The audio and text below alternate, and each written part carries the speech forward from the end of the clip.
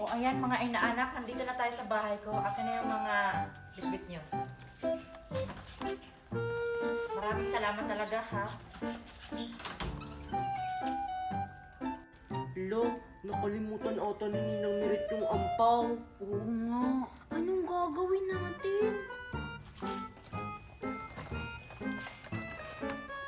O mga inaanak, bakit nandito pa kayo? May nakalimutan ba kayo? Opo. Sabi niyo po, bibigyan niyo po kami ng ampaw. Ay, oo nga pala.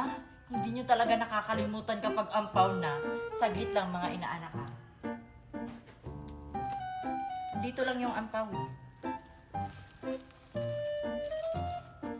Ayan. Malaki yung laman nito.